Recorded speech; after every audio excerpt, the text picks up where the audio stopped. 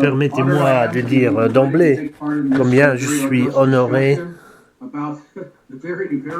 d'être invité à prendre part à cette auguste discussion sur les situations très dangereuses dans laquelle le monde se trouve actuellement en ce qui concerne la sécurité européenne et la situation en Ukraine. Franchement, l'un des dangers d'une conférence comme celle-ci, est-ce que tout ce que nous pourrions dire pourrait être littéralement rendu obsolète 5 minutes plus tard, étant donné la vitesse avec laquelle les choses évoluent en Ukraine, avec les accusations et les contre-accusations qui viennent des deux côtés dans la situation ukrainienne.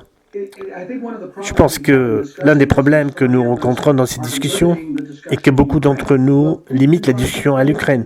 Poutine va-t-il envahir l'Ukraine ou pas? Telle est la question.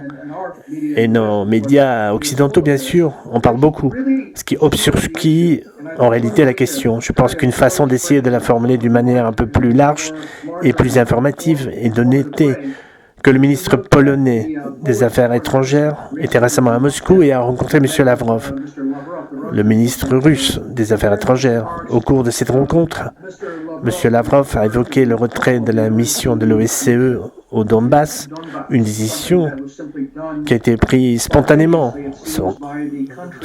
semble-t-il, par les pays membres de la mission. Il a fait une analogie à ce qui s'est passé au Kosovo en 1999 après le massacre de Rachak, qui a été le prétexte, le déclencheur, utilisé pour déclencher la guerre de l'OTAN contre la Serbie. Il a fait remarquer que le retrait de la mission a préparé le terrain pour les hostilités. Une fois cette mission retirée, cela ouvre la porte à toutes sortes d'allégations sur ce qui peut ou ne peut pas se passer dans la zone du conflit prévu, car qui est là pour vérifier?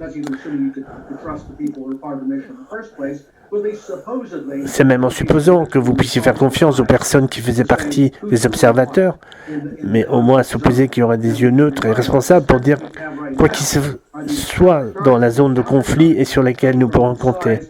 Au lieu de cela, nous avons actuellement des accusations et des contre-accusations de part et d'autre, et fait intéressant, chaque partie accuse l'autre de préparer une opération sous faux drapeau qui ouvrirait les hostilités, ce qui est en soi pas inintéressant, car jusqu'à présent, même la suggestion de faux drapeaux, qu'il s'agisse de mortiers des mortiers serbes présumés en Bosnie, de Kadhafi armant ses soldats de Viagra en commettant de viols en masse ou d'attaques au gaz en Syrie, la simple suggestion que des pays fassent de telles choses était traitée comme une théorie du complot, quelque chose qui n'arrive jamais. Aujourd'hui, il semble que Washington ait découvert que les faux drapeaux existent bel et bien. Et étant donné que les services de renseignement américains et britanniques semblent se spécialiser dans ce genre de choses, c'est pas inintéressant de les entendre enfin admettre qu'ils existent.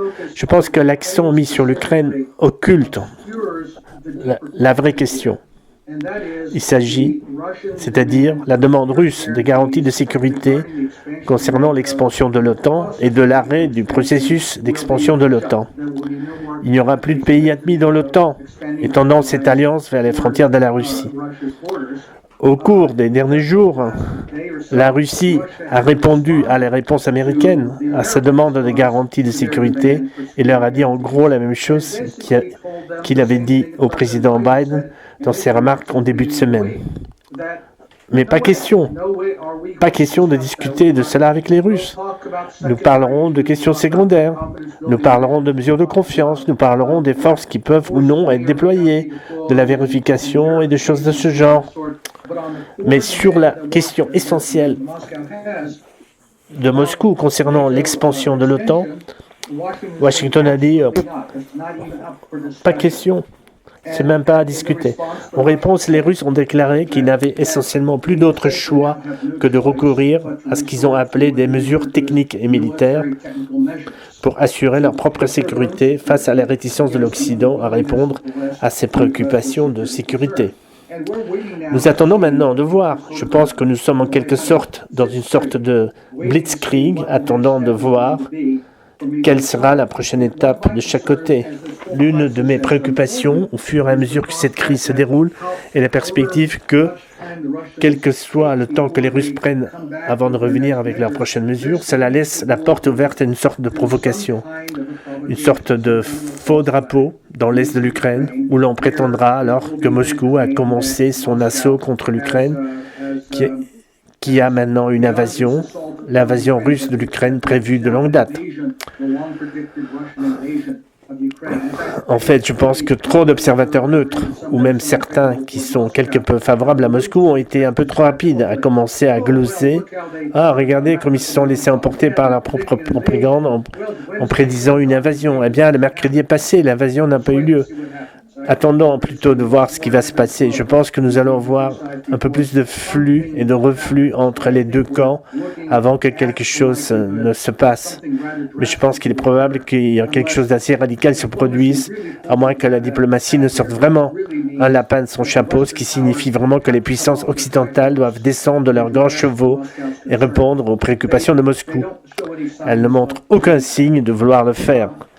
Je pense que pour bien comprendre comment nous en sommes arrivés là où nous sommes aujourd'hui, il faut remonter à l'époque de l'éclatement de l'URSS et du pacte de Varsovie et aux assurances données à Moscou que le temps allait pas s'élargir à l'Est. Bien sûr, il est devenu très à la mode dans les médias occidentaux et dans les cercles occidentaux de dire « Ouais, aucune assurance de ce type n'a été donnée » ou « Les Russes n'ont pas demandé de telle assurance ». Bien sûr, il existe de nombreux documents qui montrent que de telles assurances ont été données, certainement d'une manière que les Russes ont considéré comme un accord entre gentlemen, selon lequel ça ne sera pas fait pas. En fait, souvenons-nous qu'au moment de la réunification de l'Allemagne, la question s'est même posée de savoir si l'OTAN s'étendrait à l'ancienne Allemagne de l'Est, à l'intérieur de nouvelles frontières allemandes. C'était une concession majeure de la part de Moscou de dire oui, une Allemagne réunifiée serait pleinement intégrée à l'OTAN, et cela ne fait aucun doute. Lorsque vous faites une telle concession, il est entendu au départ que oui, c'est là que ça s'arrête. Plus tout autre langage qui leur a été donné à l'époque sur l'extension future. Ensuite, nous avons vu que le président Clinton, Bill Clinton, a vu que ce serait une bonne politique dans l'Illinois, en particulier parmi les communautés polonaises, de promettre l'expansion de l'OTAN. Il craignait également que Bob Dole, le candidat républicain, qui n'était pas moins un fauteur de guerre que n'importe quel autre membre de l'un ou l'autre parti, ne soit tout à fait prêt à jouer cette carte. Il a donc décidé de le faire lui-même. Et la République tchèque, la Pologne et la Hongrie ont été admises dans l'Alliance. C'est à ce moment-là que je pense que nous pouvons dire que toute prétention de l'OTAN à être une alliance défensive a pris fin. Souvenons-nous des paroles de l'ancien président de la Commission des Affaires étrangères, Dick Lugar, de l'Indiana, selon laquelle l'OTAN avait le choix entre se retirer de la zone ou faire faillite. Le bon choix aurait été de cesser ses activités. La raison d'être de l'OTAN n'existait plus.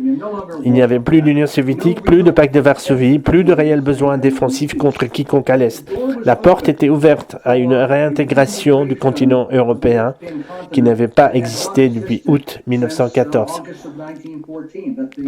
La longue guerre de 1914 et à 1945 était enfin terminée, la guerre froide était enfin terminée.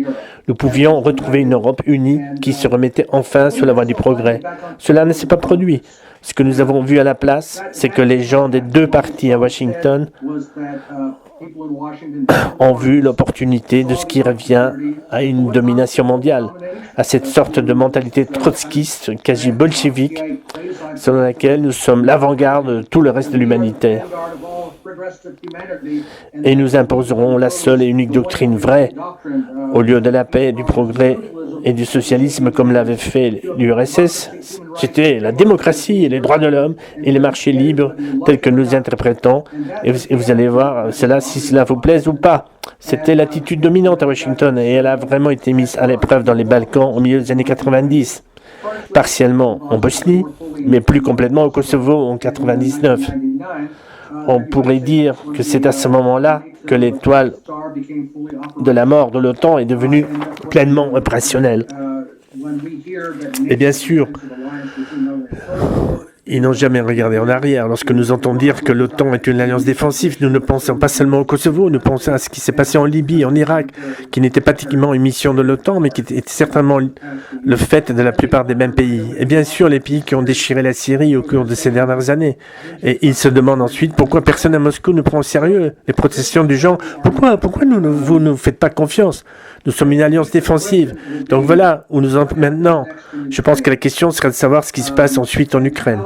Je dois croire que les Russes se sont préparés à un rejet de leurs principales exigences lorsqu'ils les ont formulées. Ils ne pouvaient pas avoir l'impression réaliste qu'elles seraient satisfaites. La question est de savoir jusqu'où l'autre partie est prête à aller pour préserver sa domination déclinante en Europe. Depuis plusieurs années maintenant, nous parlons de l'émergence d'un nouvel ordre mondial, d'un monde multipolaire. Les États-Unis et leurs alliés, ou leurs satellites, si vous préférez, ne sont pas les seules forces dominantes dans le monde. La Russie, la Chine, les puissances eurasiatiques, voire d'autres puissances comme l'Inde ou l'Iran, commencent à affirmer leur propre sphère d'influence qui doivent être respectées.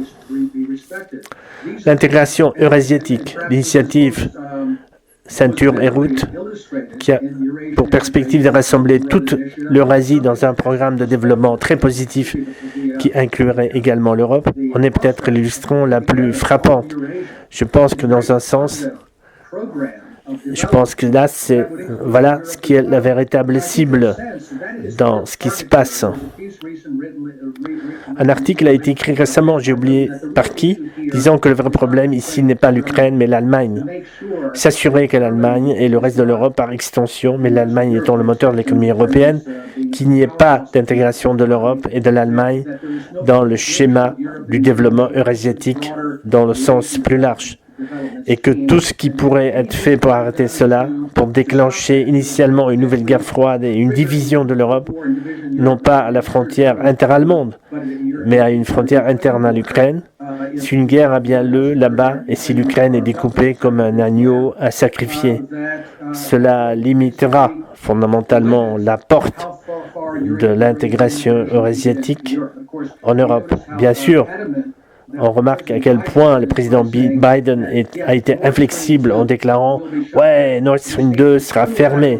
Et il a demandé unilatéralement au visage du chancelier allemand, comme si c'était la décision des Américains de fermer ce projet plutôt que celle de l'Allemagne, ou vraisemblablement la Russie. Je pense que nous attendons avec impatience en ce moment. Je pense qu'il est important que tout le monde s'exprime sur la perspective de la guerre. À quel point nous devons nous inquiéter des déclarations occidentales. Je ne dis pas que les Russes sont irréprochables, mais je pense qu'en comparaison, le vrai problème se situe du côté occidental, notamment aux États-Unis et au Royaume-Uni. Ceux-ci semblent très désireux de déclencher un conflit en Ukraine, car ils pensent que cela contribuera à exclure la Russie de l'Europe, à provoquer une nouvelle guerre froide et à forcer les Allemands et les Français, qui ont donné des signes de leur volonté de parvenir à un accord avec Moscou, à revenir sous le parapluie américain et à ne jamais regarder en arrière. Nous savons que lorsque l'OTAN a été créée, la devise c'était tenir les Russes à l'écart, les Américains à l'intérieur et les Allemands au sol. D'une certaine manière, ça n'a pas changé du tout.